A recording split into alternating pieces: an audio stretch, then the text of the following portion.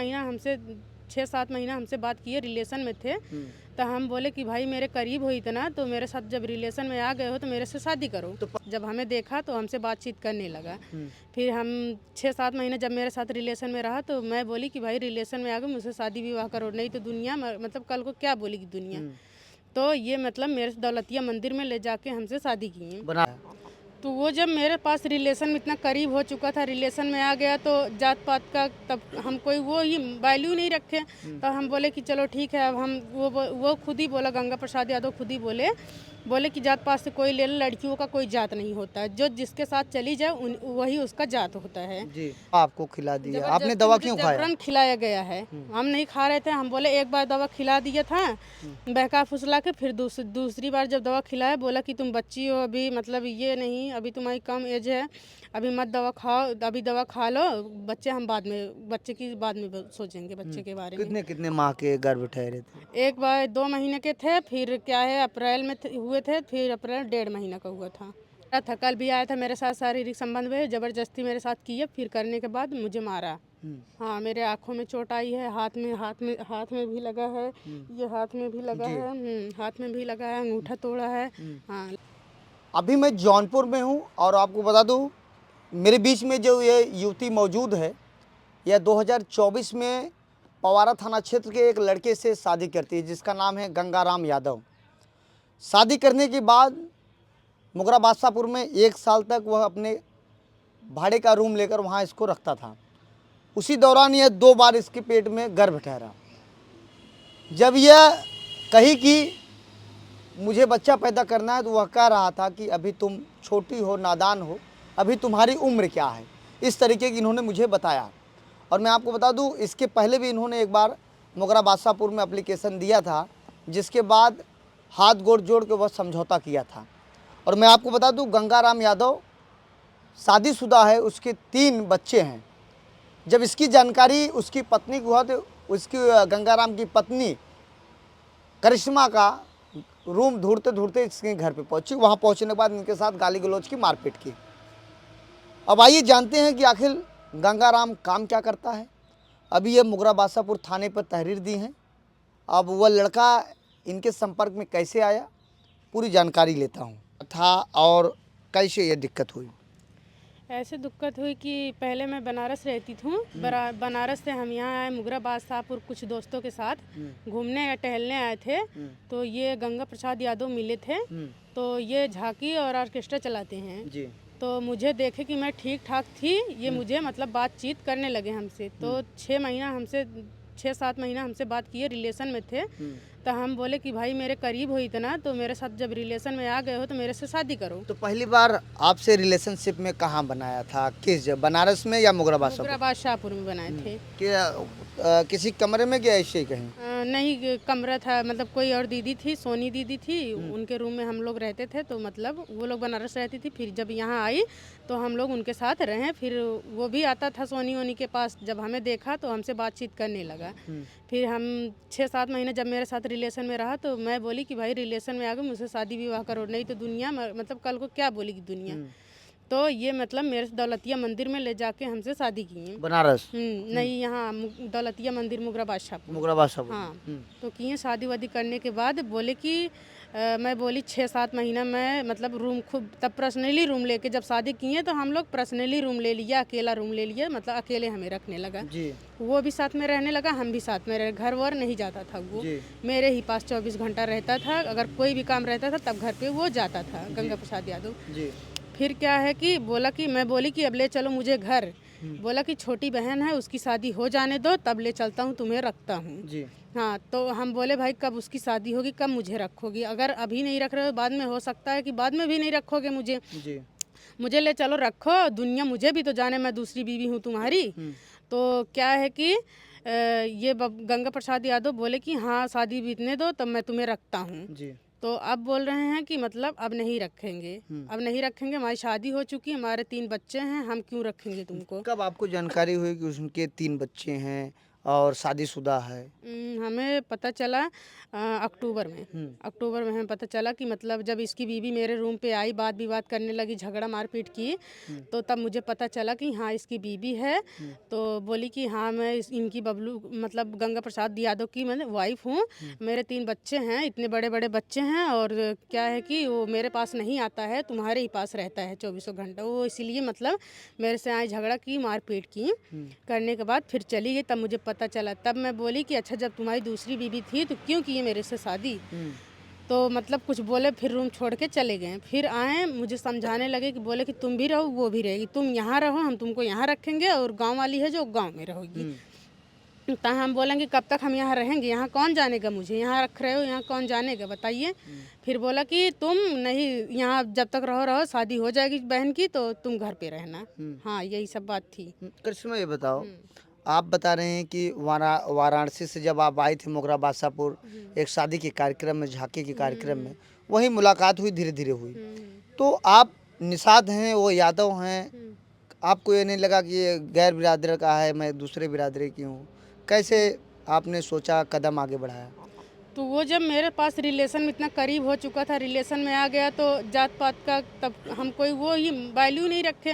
तो हम बोले कि चलो ठीक है। अब हम वो खुद ही बोला, गंगा प्रसाद यादव खुद ही बोले कि जात पात से कोई ले लो, लड़कियों का कोई जात नहीं होता है, जो जिसके साथ चली जाए वही उसका जात होता है जी। हाँ, इस घटना की जानकारी आपके घर वालों को है? हाँ हमारे घर वालों को मतलब हमारे मम्मी पापा इतना जानते थे कि 2 साल से हम उनके बबलू के साथ रह रहे हैं, लेकिन ये मेरे मम्मी पापा को नहीं पता है कि मेरे बेटी से शादी किए हैं और मेरी बेटी से ऑर्केस्ट्रा करवा रहे हैं। लेकिन इतना पता है कि हम इनके साथ, मेरे घर वालों से झूठ बोलते थे कि मतलब हम इन्हें मतलब वो मॉल में काम करवाते हैं जी, बनारस में। तो इसी दौरान आपने कहा कि रिलेशनशिप के दौरान आपने 2 बार गर्भवती आप हुई थी, तो दवा आपको खिला दी है, आपने दवा क्यों खाया? जबरन खिलाया गया है, हम नहीं खा रहे थे। हम बोले एक बार दवा खिला दिया था बहका फुसला के, फिर दूसरी बार जब दवा खिलाया बोला कि तुम बच्ची हो अभी, मतलब ये नहीं, अभी तुम्हारी कम एज है, अभी मत दवा खाओ, अभी दवा खा लो, बच्चे हम बाद में, बच्चे की बाद में सोचेंगे बच्चे के बारे में। कितने माह के गर्भ ठहरे थे? एक बार 2 महीने के थे, फिर क्या है अप्रैल में हुए थे, फिर अप्रैल 1.5 महीना का हुआ था। तो कब से ये आपके साथ विवाद होने लगा, दूरी बनाने लगा? अभी यही इस मतलब जून से। हाँ, जून से। तो आपने समझाने का प्रयास नहीं किया कि आपने उस दिन कहा था कि मैं यहाँ रहूँगी, वो वहाँ रहेंगी? बहुत बार समझाए थे, बोले कि क्या दिक्कत है, तुम यहाँ रहो वो वहाँ रहेगी। हम बोले नहीं, मुझे वहाँ भी ले चलिए, रखिए ना, मुझे भी ले चलिए, मुझे भी, ताकि दुनिया जाने कि हाँ मैं, तुम इधर सब जानते हैं, तुम्हारे गांव में जानते हैं, लेकिन अभी कोई देखा नहीं था मुझे। उस दिन जब हम 100 नंबर लेके गए थे उसके घर, सब मुझे देखे, ताकि बातचीत किए हमसे, बहुत बहुत बातें भी बताएं सब लोग। 100 नंबर लेकर डायरेक्ट आप जिनसे आप शादी किए उनके घर पहुंच गए? उनके घर पहुँचे थे। तो गांव में कैसा लोग क्या कह रहे थे उनके बारे में? गांव में सब बोल रहे थे, जब वो अपनी बहन का नहीं हुआ, अपनी बहन के साथ ऐसा कर सकता, वो तो ऐसा है, बहुत चांडाल है। फिर हम बोले कि हमें नहीं मतलब, हमसे शादी किया, हमें रखे बस, हमसे चाहे जो हो, हमें शादी जब किया तो हमको रखें। क्या अपनी बहन के साथ भी रिलेशनशिप ऐसा कुछ कर लिया था क्या? हाँ सुना, यही हम सुने थे कि मतलब उसकी जो बहन थी 8 महीना पेट से थी, तो ये 376 इस पे लगा था, तो 6 महीना जेल में था ये गंगा प्रसाद यादव।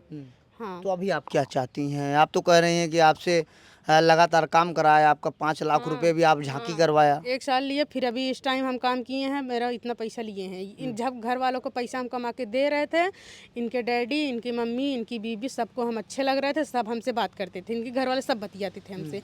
इनकी जो बहन है, जब इनके घर पे जाते थे, जो इनकी बहन है सुषमा यादव, वो भी मेरे से 1000-1200 जो भी मेरे पास रहता था वो मेरे से मांगती थी, हम देते थे पैसा। बोले कि भाभी दे दो पैसा, हमारे पास खर्चा नहीं है। हमारे रूम पे भी आके पैसा ले गई हैं, फिर उनके घर पे जाके पैसा। जब आपको भाभी कहती थी तो बात कहाँ से बिगड़ गई फिर? आपको भाभी कह रही थी, उधर भैया कह रहे थे, दिक्कत क्या हुआ? अब वही बात ना, पैसा ले रहे थे तो हम अच्छे थे, पैसे दे रहे थे तो अच्छे थे, अब पैसा नहीं दे रहे तो नहीं अच्छे हैं। एक रिकॉर्डिंग जो आप सुना रहे थे उसमें उसकी पत्नी से और उसके बातचीत हो रही थी, गाली गलौज हो रहा था, उसमें गंगाधर स्वीकार कर रहा था मैं उसके साथ ही रहूंगा। मैं वो बोला है कि मतलब वो बोला, गंगा प्रसाद यादव बोला है कि मैं उसी के साथ सोता हूँ, उठता हूँ, बैठता हूँ, सब कुछ करता हूँ, उसी के साथ रहूँगा, ये बोला है रिकॉर्डिंग में। हाँ, तो आपको धमकी भी दे रहा था कि मैं मर जाऊंगा, कट जाऊंगा, तो उसका जिम्मेदार कौन होगा अगर ऐसा वो कुछ करता है तो? उसका जिम्मेदार हम ही होते हैं।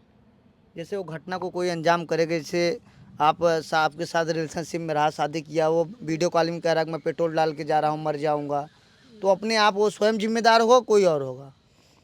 तो हमें क्या, हम थोड़ी ना, हमें ऐसा नहीं बोलेंगे कि तुम मर जाओ कट जाओ। हमें रोकने की धमकी दे बोल रहे तुम थाने पे पहुंचोगी तो हम पेट्रोल डाल के मर जाएंगे। हाँ। कहाँ गांव है उसका? पवारा थाना क्षेत्र। मड़वा दोदक अम्बेडकर। कितनी बार उसके घर आप गए? हम उसके बाहर 5-6 बार गए हैं। तो ये पुलिस कब लेके गई? पुलिस 2 बार लेके गए। 2 बार? एक 7 तारीख को, एक 8 तारीख को ले गए थे और आज 1 तारीख को ले गए थे, आज लेके गए थे। तब तो आप बहुत परेशान हैं, वो भी आपको छोड़ के चला गया। बहुत परेशान है। कौन करता है वो? हाँ, अभी सुबह किया था, वही बोले कि जो करना है जाओ कर लो, मेरा कोई कुछ नहीं उखाड़ पाएगा, पुलिस थाना मेरा ससुराल है। हम बोले चलो ठीक है, ससुराल है तो कोई बात नहीं।